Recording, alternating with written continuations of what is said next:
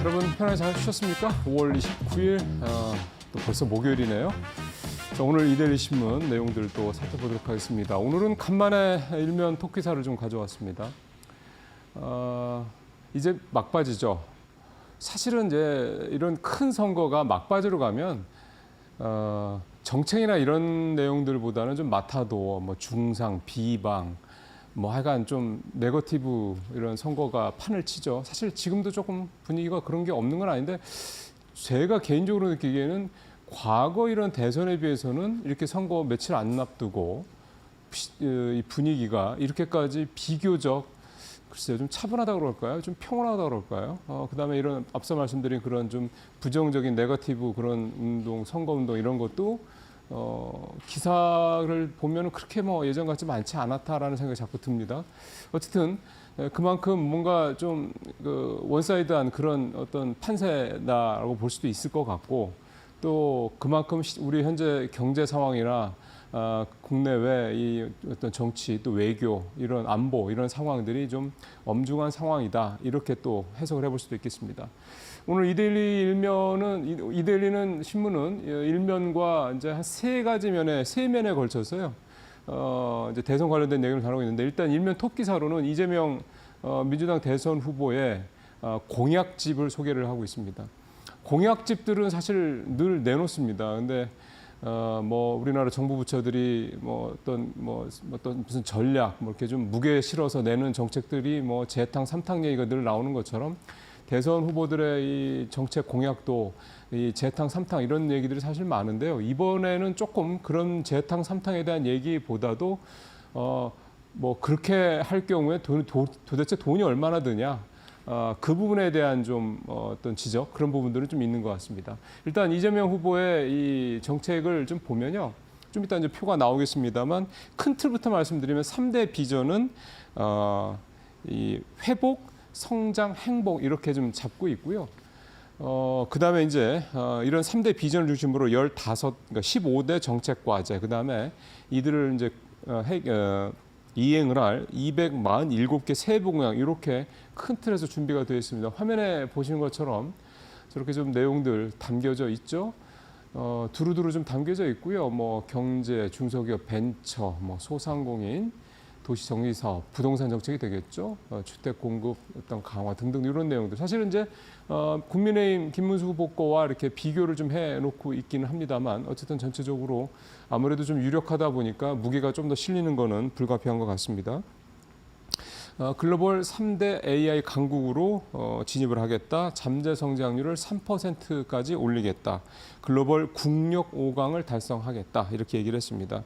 잠재 성장률 같은 경우 우리가 1.8% 정도, 2% 언더로 얘기를 하는데 이거를 이제 거의 이렇게 되면 한 절반 이상 올리겠다. 이렇게 얘기가 좀 되는 거니까 상당히 좀 뭐 높은 목표치를 제시한 걸 수도 있습니다.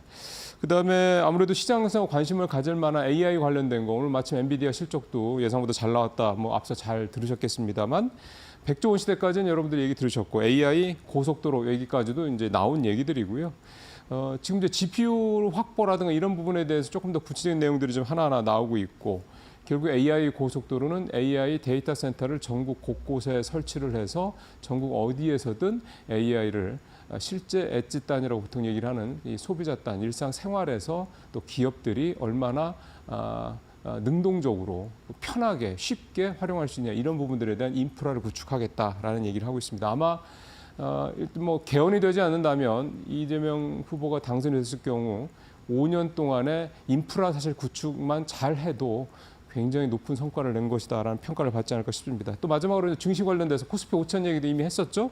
어제 이재명 후보가 일종의 하나의 이벤트를 했었습니다. 뭐냐면 국내 지수 추종하는 ETF, 그러니까 코스피 200, 그다음에 코스닥 150 등 이런 국내 증시의 이 지수를 추종하는 ETF 상품에 4천만 원을 이제 투자를 했다라는 얘기를 좀 공식적으로 좀 밝혔고요. 또 매달 재임 기간 동안 100만 원씩 매달 이렇게 계속 적립식이죠. 투자를 해서 총 1억 원을 투자하겠다 이런 약속도 했습니다. 그러니까 내가 직접 투자를 해서 내 돈을 직접 집어넣고 내 주시장 끌어올리겠다 이제 이런 식의 선언적 의미다 볼 수가 있겠습니다. 지금 뭐 5천에 관련된 부분에서 여러 사람들이 얘기가 나오고 있는데 지금 어제도 말씀드렸나요? 이남우 그 한국 거버넌스 포럼 회장 같은 경우는 지배구조 문제, 그 다음에 이 기울어진 운동장이라고 평가를 받는, 지적을 받는 여러 가지 자본시장의 제도적인 문제, 그러니까 주주한테 좀 불리하게 되어 있는 제도들이죠. 그 다음에 상법 개정안.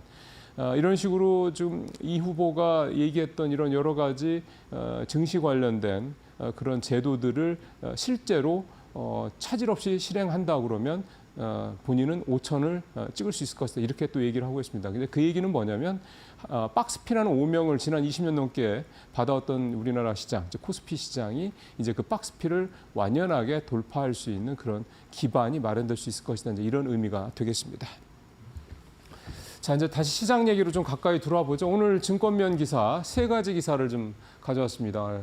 첫 번째 기사는 이제 외국인 얘기인데요. 반도체 원전을 담았다 얘기했습니다. 표를 먼저 보시면서 설명을 드리죠. 지난달에 외국인이 코스피에 순매수한 상위 종목들이 쭉 이렇게 리스트가 있죠. 역시 SK하이닉스가 압도적이고요. 그러니까 반도체 중에서도 SK하이닉스를 집중 매수하고 삼성전자를 매도하는 요 추세는 이제 벌써 이제 뭐 꽤 됐습니다. 그래서 뭐 새삼스럽지도 않고요. 사실 또 SK하이닉스가 이제 어쩌면 이제 반도체 국내 대표 기업이 됐다. 이 부분도 뭐 이제는 누구도 부인할 수 없는 얘기가 좀 되고 있습니다. 보면은 SK하이닉스 1조 4,500억 원, 두산 에너빌리티 4,600억 대, 효성중공업, H현대일텍 쭉 표 보시는 것처럼 있고요. 전체적으로 이제 LIG 넥슨까지 쭉 보면 금방 눈에 띕니다. 반도체는 사실은 이제 SK하이닉스 정도밖에 없고 원전, 그 다음에 전력 설비, 그 다음에 조선, 방산 이렇게 딱 떨어집니다. 그러니까 지금 이제 우리 시장의 주력이 뭐 흔한 말로 조선, 방산, 그다음에 전력 설비가 최근 들어 다시 좀 부각이 되고 있고 뭐 이렇지 않습니까? 그다음에 화장품 얘기 계속 많이 나오고 있죠. 이런 회사들이 골고루 들어가 있다. 그 중에서도 좀 대표격인 회사들이 들어가 있다. 이렇게 좀 볼 수가 있겠습니다. 사실은 외국인들이 뭐 바보가 아닌데 살 종목이 뻔히 보이지 않겠습니까? 이런 종목들, 특히 이런 종목들은 외국인만 사는 게 아니라 기관도 좀 계속해서 꾸준히 사고 있는 뭐 그런 종목들이 좀 보면은 많이 중복되어 있습니다. 그만큼 어찌 보면 되게 선명해 보이는 거죠. 이런 종목들을.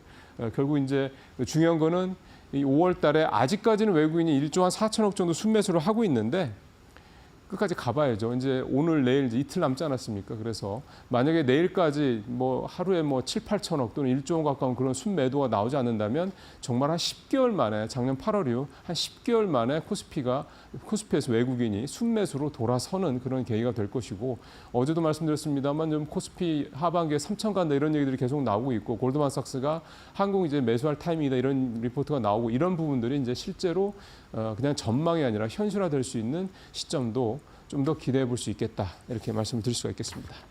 자, 그다음에 화장품 쪽 얘기는 요즘에 뭐 엔터 이쪽 얘기는 거의 매일 하는 것 같습니다. 앞서 이제 외국인들이 조선 방산, 그다음에 화장품, 뭐 에너지 이런 쪽 산다 말씀드렸지 않습니까? 해외 IB, 그다음 해외 운용사들이 국내에서 뷰티, 즉 화장품 쪽과 엔터주에 대한 비중을 계속 늘리고 있다라는 그런 내용입니다. 표를 한번 좀 볼까요?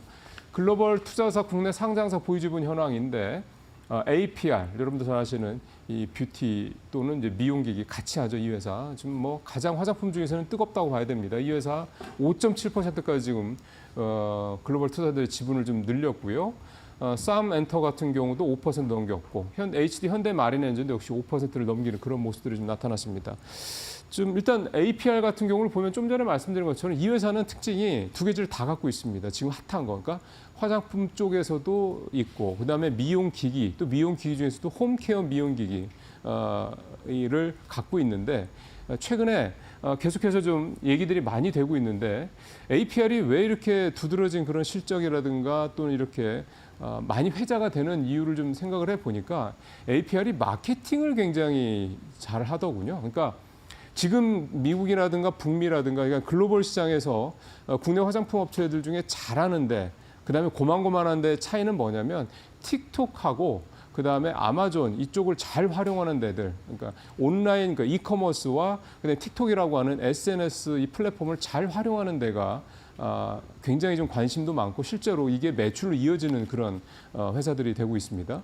그러니까 APR도 자사의 화장품이라든가 이런 미용기기 또 화장품과 미용기기를 이 믹싱을 하면 어떤 시너지 효과가 있냐면 최근에 이제 미용기기들이 특히 그렇습니다만 예를 들어서 뭐 APR의 화장품을 얼굴에 바르고 크림을 바르고 APR의 이 홈케어 이 미용기기로 이제 그거를 이제 이걸 뭐라고 그러는지 모르겠어요. 문지른다고 그래야 됩니까? 뭐라고 그래야 됩니까? 그러니까 이렇게 하면 흡수율이 굉장히 높아진다고 그럽니다. 이제 그게 지금 밖에서 먹히고 있는데 외국에서 우리나라 화장품을 좋아하는 이유가 한국 여성들은 물광 피부다. 이 글래스 페이스라고 그러던가. 그러니까 물광 피부다고 하는 게 굉장히 유행이라고 그럽니다.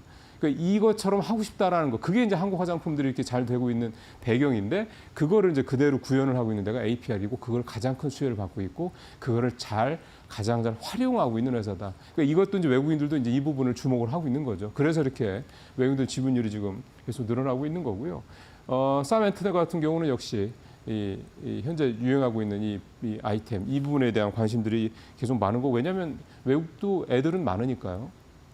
그다음에 이제 현대 마린 엔진 같은 경우는 이게 원래 STX 중공업이었는데 이게 이제 중속 엔진 쪽이거든요.